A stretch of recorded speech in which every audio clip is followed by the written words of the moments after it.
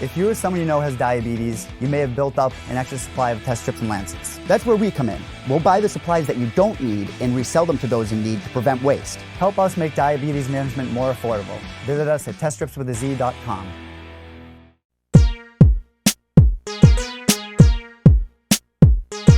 All right, we have Sean O'Malley on the show. He is scheduled to return to action March 7th in Las Vegas against Jose Quinones at UFC 248. Great to have Suga Sean here for the first time. How are you, man?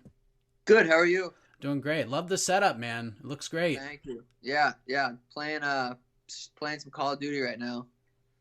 I've never played Call of Duty in my life. Can you believe that?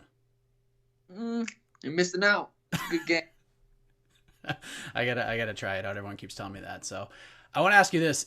If I came up to you after your Contender Series win and getting that contract and said by January 2020 you only have 2 fights in the UFC, how would you have responded to that? Yeah, I obviously planned on getting more fights, but yeah, I don't know. I had 2 surgeries too, which delayed me off a little bit. So I know, I obviously would have expected to fight a couple more times, but with kind of what you're going through right now, it's got to be pretty frustrating with you with the unsurety, the wondering, getting contracts to fight and everything. And, when you got your first UFC contract, you're probably so fired up to get in there and fight. And now you get these fights offered to you and it's almost like they're not even real. It's like they're pending in a way. Like, is that how it feels for you? Yeah, for sure. Because I got pulled off 2 cards and then I was supposed to fight in Texas in a couple weeks and got moved to Vegas. So yeah, this is the 4th time I've had a contract signed, and so I don't know. I'm trying to plan on not even fighting. It's just how it's been going. So I'm just training I'm going to train like I'm going to fight. I have no issues training, being in fight camp and training like an animal, like the way you have to train in fight camp. But I don't plan on. I'll be there if everything goes good. I'll be there. But honestly, the way everything's been going, every night I lay down, I think about it. I'm like, okay, I get a call tomorrow, and these motherfuckers could tell me I'm not fighting. So just not getting my hopes up. What would you say, like, the percentage in your mind is that you're going to fight on March 7th? I don't know. I don't know. I'm just taking it day by day, and whatever happens, happens. I mean, there is a lot to be said. I'm more of a silver linings guy myself. There's a lot to be said for taking this extra time to just focus on getting better and honing your craft. Like, there's nothing specific that you have to prepare for, right? So how has that time been for you, not focusing on any sort of fight in particular, but just getting better and implementing more to your arsenal? I've gotten good. In the last 2 years, I've gotten insanely, like, the leaps and bounds I've made from my skill levels 2 years ago to right now. I've gotten really good. I believe I could be a world champ right now. I believe I could compete with anybody in the UFC. So that's where my mindset's at, and that's how I've been training. So I'm just ready to go out there and show it. But like I said, I can't get my hopes up too high because then I get crushed. So I'm just going. I'm just training. I train and want to get good, just because that's the kind of life I want to live. So whether it's I'm fighting in the UFC or something happens, I have to go fight somewhere else. But we'll see. You also got to take part in that Quintet Ultra event last month, and I love the concept with the teams, representing the UFC and Pride and Strikeforce and WEC, and you got to compete 3 times on that night. You had a win, a loss, and a draw. You had the little hat trick there. How was that experience for you, being a part of an event like that? Yeah, that was super fun. I got a show, because I was gonna do Nogi Worlds, which was the same time in California, at Purple Belt, which would have been a sweet competition to do, but obviously they offered me that, and I decided to do that. But yeah, I got to submit Takanori Gomi.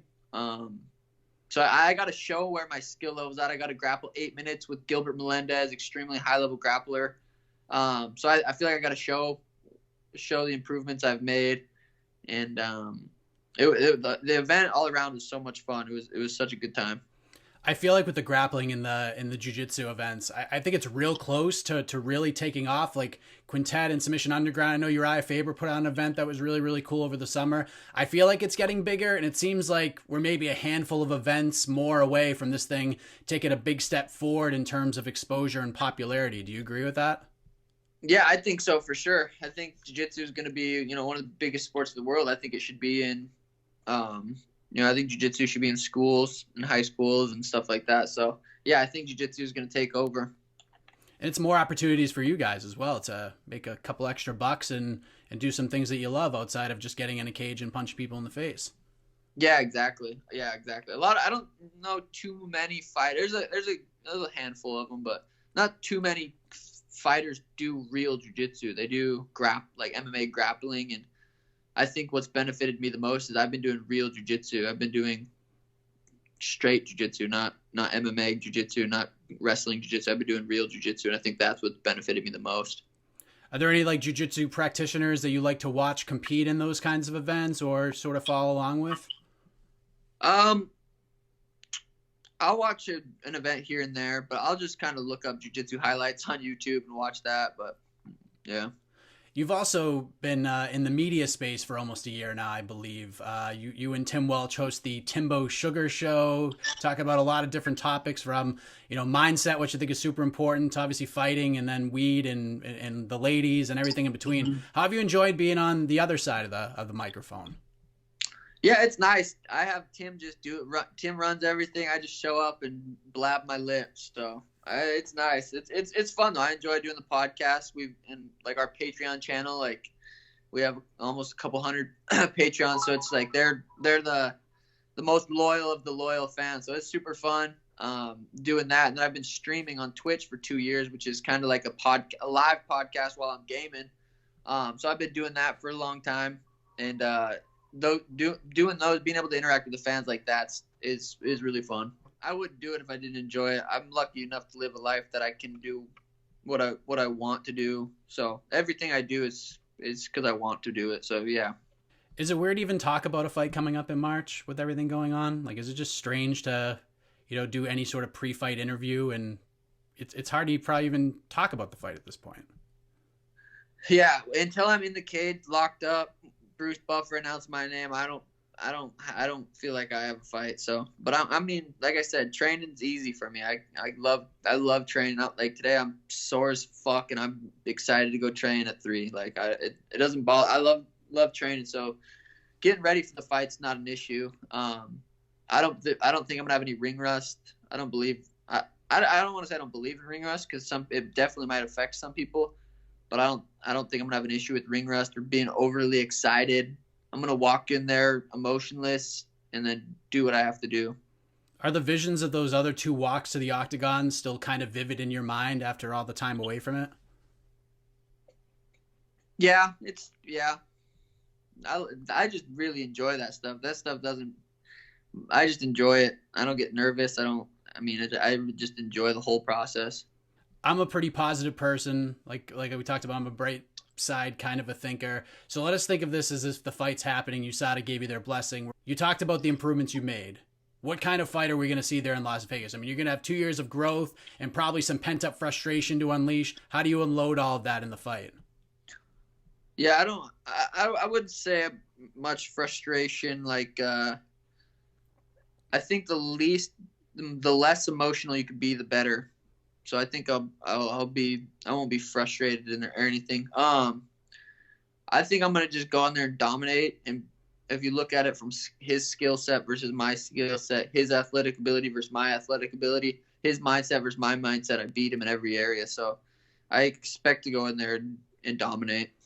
I feel like your timing of coming back is almost perfect, because this division, since your absence, has really exploded. It's really interesting right now. There's a lot of really good fights out there. You're seeing guys like Faber come back, and you're seeing Frankie Edgar drop to 135 sooner rather than later. There's just a lot of craziness going on at 135. Do you agree with that? Are you getting excited at some of these potential matchups you could be getting?